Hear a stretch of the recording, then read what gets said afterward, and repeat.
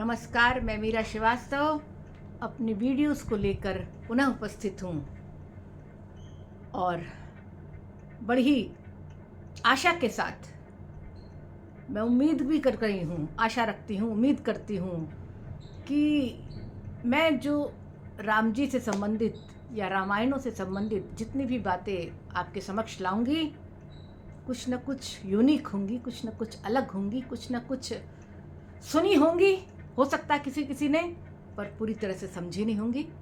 तो आज चलिए चलते हैं तमसा नदी के किनारे। ध्यान रखिए, अगर वीडियो मेरे पसंद आए तो लाइक करिए, शेयर करिए और सब्सक्राइब भी करिए। तो चलिए तमसा नदी के किनारे चलते हैं। वाल्मीकि जी, महर्षि वाल्मीकि सुबह नहाने के लिए आए हुए हैं। नहाते हैं, बस बाहर निकलते तो देखते हैं कि एक बहेलिए, ये प्राचीन भाषा है, एक शिकारी ने एक क्रौंच पक्षी को तीर मार के गिरा दिया और जो मारा गया वो नर था और मादा जो थी वो विलाप करने लगी। उसके विलाप को सुनकर महर्षि वाल्मीकि का हृदय बहुत ही विचलित हो गया। उनको वो विलाप हृदय विदारक लगा और अनायास उनके मुख से कुछ शब्द निकले। मैं पुराने अपने साथियों को याद दिलाऊं, 6th क्लास में जब हमारी संस्कृत भाषा शुरू होती थी तो ये लेसन था वाल्मीकि का। मेरे को माँ निषाद याद था, पूरा याद नहीं था। आज मैं आपके सामने वो श्लोक प्रस्तुत कर रही हूं। वो श्लोक है, माँ निषाद प्रतिष्ठाम त्वम गमः शाश्वती समः। माँ निषाद प्रतिष्ठाम त्वम गमनः शाश्वती समः। यत्र क्रौंच मिथुनादे एक वधिः काम मोहितम। यत्र क्रौंच मिथुनाद एक वधिः काम मोहितम। ये इस दुनिया में आने वाला पहला श्लोक था और तुरंत ब्रह्मा जी उपस्थित हुए। उन्होंने कहा, ये 32 शब्दों का अनुष्ट छंद है। इस छंद में आप इस छंदबद्ध रूप से आप श्री राम की कथा का लेखन करिए। तो ये क्रौंच पक्षी, आगे की बात मैं फिर बताती हूं। मैं बताना चाहूंगी आखिर ये क्रौंच पक्षी क्या है, उसकी विलाप में ऐसा क्या था और क्रौंची पक्षी हमारे इस कहानी में क्यों है।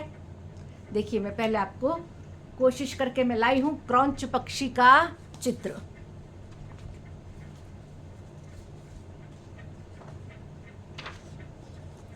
ये है क्रौंच पक्षी का जोड़ा। ये देखिए सारस प्रजाति का है, सारस नहीं है, सारस प्रजाति का है।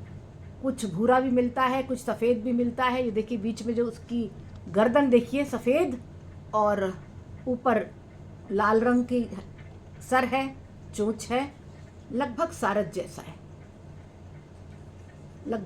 जैसा है। ये दुनिया का सबसे ऊंचा उड़ने वाला प्राणी है, सबसे ऊंचा उड़ता है। फिर से देख लीजिए, एक और चित्र दिखाती हूँ जिसमें ये देखिए, ये चित्र है। इस चित्र में ये बहेलिए के शिकारी के तीर जो है वो इस पक्षी को लगा हुआ है। ये मादा जो क्रौंच पक्षी है वो विलाप कर रही है।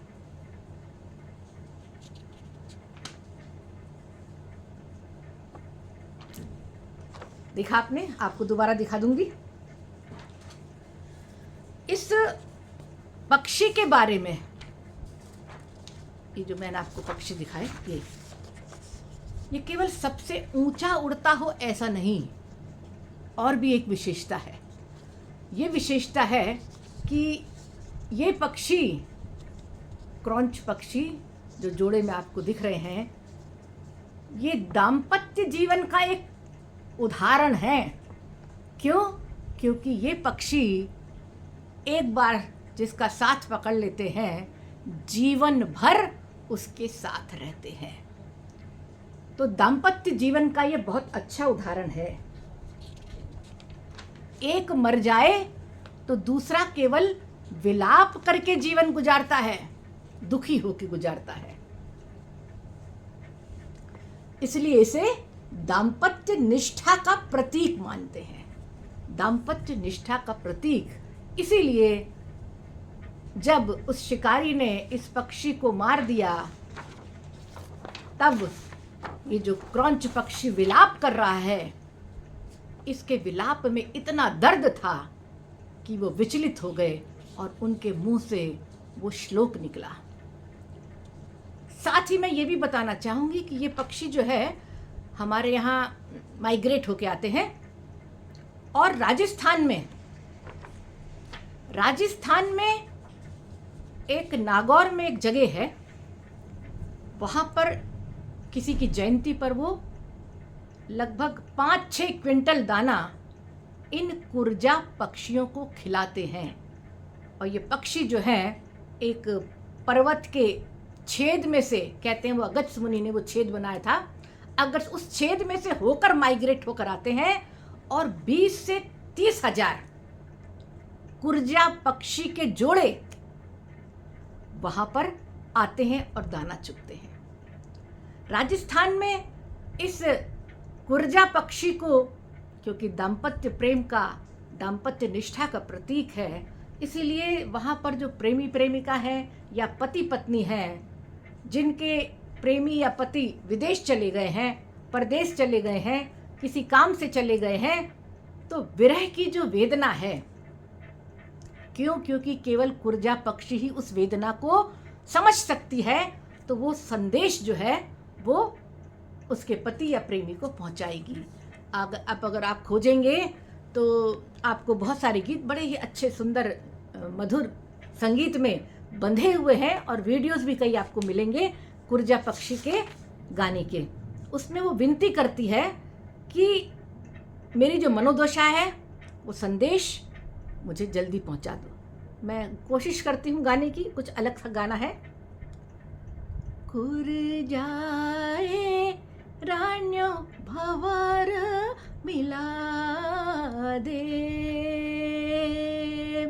संदेशो मारो पियाए पुगा दयो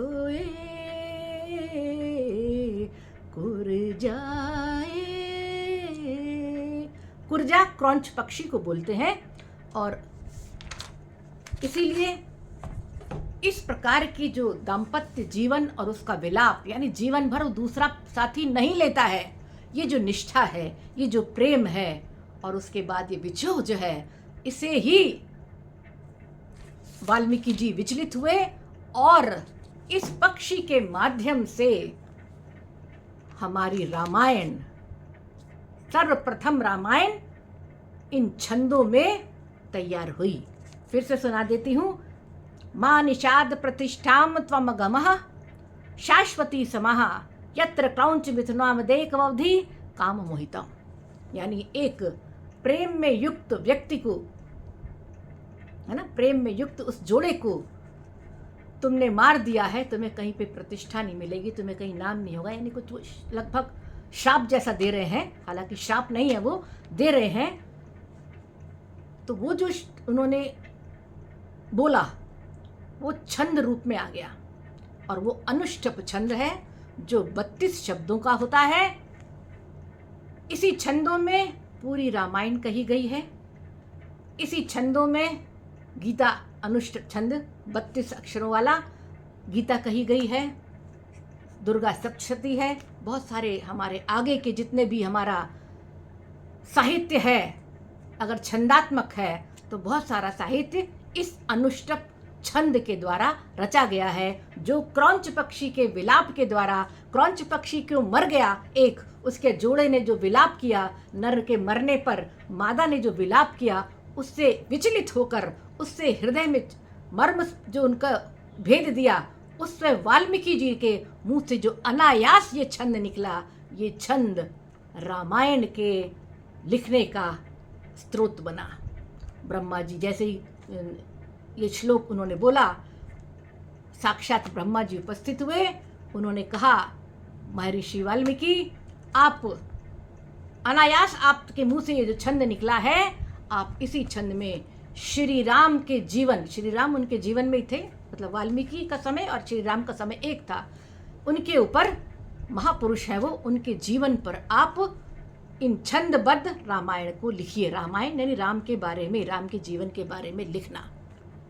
और जब तक ये पहाड़ रहेंगे, ये नदियाँ रहेंगी, तब तक राम और राम का जीवन, ये रामायण आपके द्वारा रचित ये छंदबद्ध रामायण तब तक प्रसिद्ध रहेगी, जो आज हम देखते हैं कि आज भी ऐसा है। किसके कारण? इन क्रौंच पक्षियों के कारण। राम राम।